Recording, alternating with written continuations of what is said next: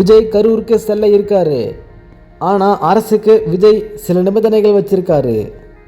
அந்த நிபந்தனைகள் என்னங்கிறத இந்த வீடியோவில் பார்க்கலாம். அதுக்கு முன்னாடி நம்ம சேனலை சப்ஸ்கிரைப் பண்ணலைன்னா சப்ஸ்கிரைப் பண்ணிக்கோங்க.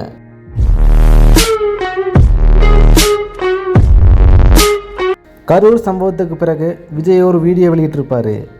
அதில் பாதிக்கப்பட்ட மக்களை கூடிய சீக்கிரமே சந்திக்கிறதா சொல்லியிருப்பார். அதன் அடிப்படையில் டிஜிபி அலுவலகத்துக்கு விஜய் ஒரு மெயில் அனுப்பியிருக்காரு. அந்த மெயிலில் விஜய் என்ன அனுப்பியிருக்காருன்னா, கரூர் மக்களை சீக்கிரமாகவே சந்திக்கணும்னு, பாதிக்கப்பட்ட மக்களை பார்க்க போகும்போது பாதுகாப்பு வேணும்னு அந்த மெயிலில் அனுப்பியிருக்காரு. விஜய் அனுப்பின மெயிலுக்கு ரீப்ளேவும் காவல்துறை கொடுத்துருக்காங்க. நீங்கள் சொல்கிற கண்டிஷனுங்களாம் நாங்கள் ஒத்துழைக்கிறோன்னு சொல்லியிருக்காங்க. அது என்னென்ன கண்டிஷன்னா, திருச்சி விமான நிலையத்திலிருந்து கரூர் வரைக்கும் பாதுகாப்பு கேட்டிருக்காரு. எந்த வாகனமும் பின்தொடரக்கூடாதுன்னு சொல்லியிருக்காரு. இரண்டாவதாக, விமான நிலையத்தில் போலீஸ் பாதுகாப்பு கேட்டிருக்காரு. அதுவும் சாதா போலீஸ் இல்லாமல் ஆயுதம் ஏந்திய போலீஸ் தான் கேட்டிருக்காரு. மூணாவதாக, கரூர் நிகழ்வு நடக்கிற இடத்துல பாதுகாப்பு கேட்டிருக்காரு.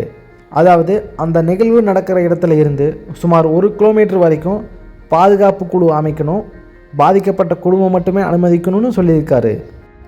நாலாவதாக, நிகழ்ச்சி கட்டுப்படுத்தப்பட்ட ஒரு வழி நுழைவு மற்றும் வெளியே வழி இருக்கணும்னு சொல்லியிருக்காரு. பங்கேற்கிற அனைவருமே பட்டியலும் அங்கீகாரமும் அட்டையோடு தயார் செய்யணும்னு சொல்லியிருக்காரு. அஞ்சாவதாக, பொதுமக்கள், ரசிகர்கள் மற்றும் ஊடகங்களுக்கு அனுமதியே இல்லைன்னு சொல்லியிருக்காங்க.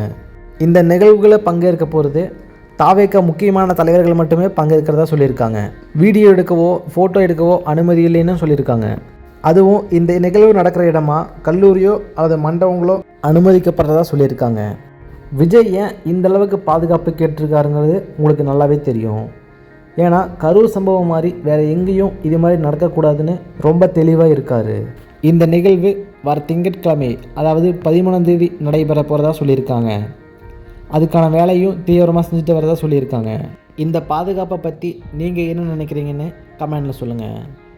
மீண்டும் அடுத்தடுத்த வீடியோவில் சந்திக்கலாம்.